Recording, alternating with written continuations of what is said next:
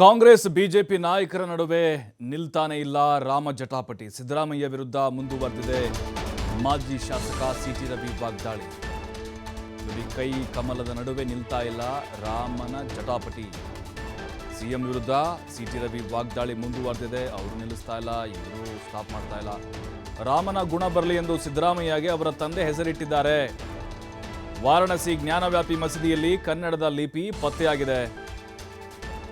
ಸಿದ್ದರಾಮಯ್ಯ ಅವರೇ ನಿಮ್ಮ ನಿಲುವನ್ನ ಸ್ಪಷ್ಟಪಡಿಸಿ ಅಂಥೇಳಿ ಸಿಟಿ ರವಿ ಅವರು ಕೇಳಿದ್ದಾರೆ.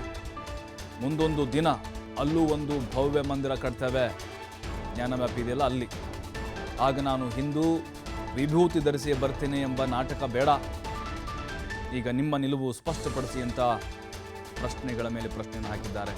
ಆಗ ನೀವು ಹಿಂದೂ ಅಂದ್ಕೊಂಡು ಬರಬೇಡಿ, ವಿಭೂತಿ ಹಾಕ್ಕೊಂಡು ಬರಬೇಡಿ, ನಿಮ್ಮ ನಿಲುವೇನಿದೆ, ನಿಮ್ಮ ಸ್ಟ್ಯಾಂಡ್ ಏನಿದೆ ಸ್ಪಷ್ಟಪಡಿಸಿ. ಜ್ಞಾನವ್ಯಾಪಿಯಲ್ಲಿ ಅಲ್ಲೂ ಕೂಡ ಮಂದಿರವನ್ನ ಕಟ್ತೇವೆ,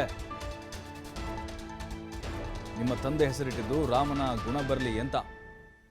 ನೋಡಿ, ಇದು ಯಾವ ರೀತಿಯಾದಂಥ ಜಟಾಪಟಿ ಕಾರಣ ಆಗ್ತಿದೆ ಅಂತ ಹೇಳಿದ್ರೆ, ಇದು ಕಿಚ್ಚು ಹಾಗೆ, ಇದು ಒಂದ್ಸರಿ ಹೊತ್ಕೊಂಡ್ಬಿಟ್ರೆ ಧರ್ಮದ ದಂಗಲ್ಲಿದು. ಇದು ಲೋಕಸಭೆ ಚುನಾವಣೆ ಬರೋವರೆಗೂ ಕೂಡ ಹಾಗೇ ಹೋಗ್ತಾ ಇರುತ್ತೆ. ಏನು ಮಾಡೋದು ಅಂತಂದರೆ, ಸಿದ್ದರಾಮಯ್ಯವ್ರನ್ನ ಕೆಣಕೋದು, ಟ್ರಿಗರ್ ಮಾಡೋದು ಅಂತಾರಲ್ಲ, ಅವ್ರ ಬಾಯಿಂದ ಏನು ಬರುತ್ತೋ ಏನೋ ಒಂದು ಕಾಂಟ್ರವರ್ಸಿ ಅಥವಾ ವಿವಾದಾತ್ಮಕ ಹೇಳಿಕೆಗಳು ಅಥವಾ ಹಿಂದೂ ಭಾವನೆಗಳಿಗೆ ಧಕ್ಕೆ ತರುವಂಥ ಹೇಳಿಕೆಗಳು ಬರಬಹುದಾ, ಈ ರೀತಿಯಾಗಿ ಕೆಣಕ್ತಾ ಹೋಗೋದು. ಸಿದ್ದರಾಮಯ್ಯನವರು ಇದಕ್ಕೆ ರಿಯಾಕ್ಟ್ ಮಾಡಿದರೆ ಓಕೆ, ಅವ್ರದ್ದೇ ಆದಂಥ ದಾಟಿಯಲ್ಲಿ ಅವ್ರು ಹೇಳಿದ್ದಾರೆ ಹಿಂದೆ, ನಾನೂ ಕೂಡ ರಾಮನ ಭಕ್ತನೇ, ನಾನೂ ಕೂಡ ರಾಮ ಮಂದಿರವನ್ನು ಊರಲ್ಲಿ ಕಟ್ಟಿಸಿದ್ದೀನಿ, ನನ್ನ ಹೆಸರಲ್ಲೂ ರಾಮ ಇದ್ದಾನೆ, ಈ ಥರದ ಹೇಳಿಕೆಗಳನ್ನು ಕೊಡ್ತಾ ಇದ್ದಾರೆ. ಅವರು ಒಂದು ರೀತಿ ಸಾಫ್ಟ್ ಕಾರ್ನರ್ ಆಗಿ ಉತ್ತರವನ್ನು ಕೊಡ್ತಾ ಇದ್ದಾರೆ. ಬಟ್ ಸಿಟಿ ರವಿ ಅವರ ವಾಗ್ದಾಳಿ ಮುಂದುವರೆದಿದೆ. ಗಣಪತಿ ವಾರಣಾಸಿಯ ಜ್ಞಾನವ್ಯಾಪಿ ಮಸೀದಿಗೆ ಸಂಬಂಧಪಟ್ಟಂತೆ ಕೇಂದ್ರ ಪುರಾತತ್ವ ಇಲಾಖೆ ತನ್ನ ಪ್ರಿಲಿಮಿನರಿ ರಿಪೋರ್ಟ್ನ ಸಬ್ಮಿಟ್ ಮಾಡಿದೆ.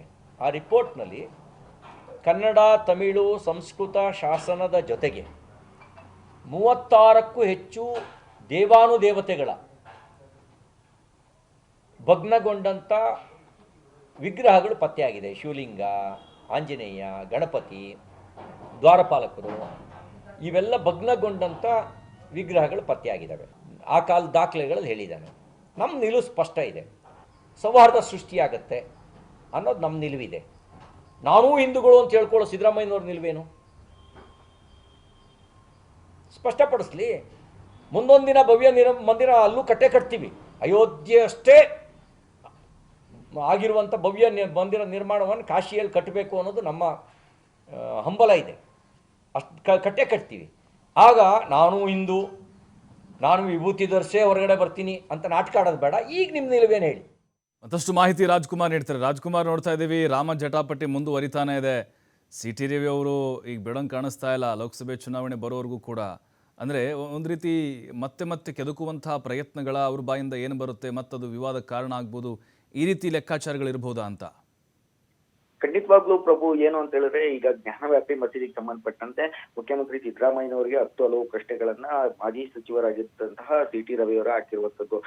ಏನು ಅಂತ ಹೇಳಿದ್ರೆ, ನಿಮ್ಮ ಹೆಸರಿನಲ್ಲಿ ರಾಮ ಇದ್ದಾನೆ, ನಿಮ್ಮ ತಂದೆ ಹೆಸರಿನಲ್ಲಿ ಕೂಡ ರಾಮ ಇದ್ದಾನೆ ಎಂಬ ಮಾತುಗಳನ್ನ ಆಡುವುದರ ಮೂಲಕ ಇವರು ಮಾತು ಪ್ರಾರಂಭ ಮಾಡಿದ್ದು. ರಾಮ ಭಕ್ತಿಯ ಕಾರಣಕ್ಕೆ ರಾಮನ ಗುಣದಲ್ಲಿ ಕೆಲವು ಬರಲಿ ಅಂತ ನಿಮ್ಮ ತಂದೆ ನಿಮಗೆ ರಾಮ ಅಂತ ಹೆಸರಿಟ್ಟಿರ್ಬೋದು, ಆದ್ರೆ ಇದ್ರ ಬಗ್ಗೆ ನಾವು ಯಾವುದೇ ರೀತಿಯ ಅನುಮಾನ ಕೂಡ ವ್ಯಕ್ತಪಡಿಸುವುದಿಲ್ಲ ಎಂಬ ಮಾತನ್ನು ಸಹ ಹೇಳಿರುವಂತದ್ದು. ಇದೇ ಸಂದರ್ಭದಲ್ಲಿ ವಾರಣಾಸಿಯ ಜ್ಞಾನವ್ಯಾಪಿ ಮಸೀದಿಗೆ ಸಂಬಂಧಪಟ್ಟಂತೆ ಕೆಲವು ಪ್ರಶ್ನೆಗಳನ್ನ ಏನು ಮುಖ್ಯಮಂತ್ರಿ ಮುಂದೆ ಸಿಟಿ ರವಿ ಇಟ್ಟಿರುವಂತದ್ದು. ಕೇಂದ್ರ ಪುರಾತತ್ವ ಇಲಾಖೆ ಈಗಾಗಲೇ ಪ್ರಾಥಮಿಕ ವರದಿಯನ್ನ ಈ ಬಗ್ಗೆ ಸಲ್ಲಿಕೆ ಮಾಡಿರುವಂತದ್ದು. ವಿಶೇಷವಾಗಿ ಈ ರಿಪೋರ್ಟ್ ನಲ್ಲಿ ಕನ್ನಡ, ತೆಲುಗು, ಸಂಸ್ಕೃತ ಶಾಸನಗಳ ಜೊತೆ 36ಕ್ಕೂ ಹೆಚ್ಚು ಭಗ್ನಗೊಂಡ ದೇವರ ವಿಗ್ರಹಗಳು ಪತ್ತೆಯಾಗಿದೆ.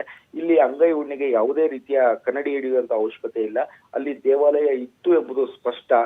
ಏನು ಈ ಹಿಂದೆ ಮಧ್ಯಕಾಲಿನಲ್ಲಿ ಔರಂಗಜೇಬ್ ಜೊತೆ ಏನು ದಾಳಿ ಮಾಡಿ ಇಲ್ಲಿ ದೇವಸ್ಥಾನ ಕಟ್ಟಿದ್ದಾರೆ ಎಂಬ ಮಾತುಗಳು ಸಹ ಕೇಳಿ ಬರ್ತಾ ಇರುವಂತದ್ದು. ಈಗ ಮತಾಂಧ ಔರಂಗಜೇಬ್ನ ಜೊತೆ ಯಾರು ಕೂಡ ಗುರುತಿಸ್ಕೊಳ್ಬಾರ್ದು, ಒಂದ್ ವೇಳೆ ಗುರುತಿಸ್ಕೊಂಡ್ರೆ ಅವರು ಕೂಡ ಮತಾಂಧರೇ ಎಂಬ ಮಾತನ್ನು ಸಹ ಇದೇ ಸಂದರ್ಭದಲ್ಲಿ ಇವರು ಹೇಳ್ತಾ ಇರುವಂತದ್ದು.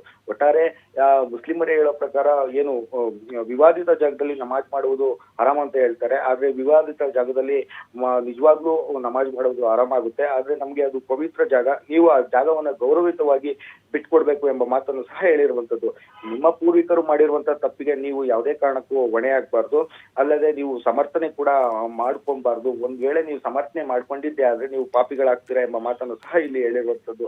ಒಂದು ವೇಳೆ ನೀವು ಆ ಜಾಗವನ್ನ ಗೌರವಯುತವಾಗಿ ಬಿಟ್ಕೊಟ್ಟಿದ್ದೆ ಆದರೆ ಇಲ್ಲಿ ಸೌಹಾರ್ದತೆ ಸೃಷ್ಟಿಯಾಗುತ್ತೆ ಎಂಬ ಮಾತನ್ನು ಸಹ ಹೇಳಿರುವಂತದ್ದು. ಈಗ ಈ ವಿಚಾರದ ಬಗ್ಗೆ ಸಿದ್ದರಾಮಯ್ಯನವರು ಸ್ಪಷ್ಟಪಡಿಸಲಿ. ಮುಂದೊಂದು ದಿನ ನಾವು ಅಲ್ಲಿ ಭವ್ಯವಾದ ಮಂದಿರವನ್ನು ಕಟ್ತೀವಿ ಎಂಬ ಮಾತನ್ನು ಸಹ ಹೇಳಿರುವಂತದ್ದು. ಎಲ್ಲ ಆದ್ಮೇಲೆ ನೀವು ನಾನು ರಾಮ, ನಾನು ಇಂದು ವಿಭೂತಿ ಧರಿಸಿಯೇ ಹೊರ ಬರ್ತೀನಿ ಎಂಬ ಮಾತುಗಳನ್ನು ಆ ಸಮಯದಲ್ಲಿ ಆಡುವುದು ಬೇಡ.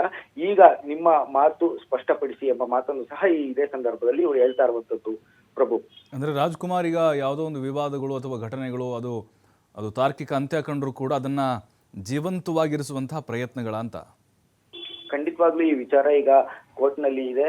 ಅಲ್ಲದೆ ಏನು ಈ ಬಗ್ಗೆ ತನಿಖೆ ಕೂಡ ನಡೀತಾ ಇರುವಂತದ್ದು. ಆದ್ರೆ ಇದಕ್ಕೆ ಈಗ ಟಿ ರವಿ ಅವರು ಸ್ಪಷ್ಟೀಕರಣ ಕೇಳಿರೋದು ನಿಜಕ್ಕೂ ಒಂದು ರೀತಿ ಆಶ್ಚರ್ಯ. ಯಾಕೆ ಅಂತ ಹೇಳಿದ್ರೆ ನ್ಯಾಯಾಲಯದಿಂದ ಹೊರ ಬಂದ ಮೇಲೆ ಇದಕ್ಕೆ ಸಂಪೂರ್ಣ ಉತ್ತರ ಸಿಗಲಿದೆ. ಆದ್ರೆ ಅದಕ್ಕೂ ಮೊದಲು ಏನು ಮುಖ್ಯಮಂತ್ರಿ ಸಿದ್ದರಾಮಯ್ಯನವರು ಈ ವಿಚಾರದ ಬಗ್ಗೆ ಏನ್ ಮಾತನಾಡ್ತಾರೆ ಎಂಬುದು ಸಹ ಇಲ್ಲಿ ಒಂದು ಗಮನಾರ್ಹ ವಿಷಯವಾಗಿರುವಂತದ್ದು. ಅದೇ ನಿಟ್ಟಿನಲ್ಲಿ ಇವರು ಈ ಪ್ರಶ್ನೆಗಳನ್ನ ಕೇಳ್ತಾ ಇರುವಂತದ್ದು. ಪ್ರಭು, ಥ್ಯಾಂಕ್ ಯು ರಾಜ್ಕುಮಾರ್ ಮಾಹಿತಿಗಾಗಿ.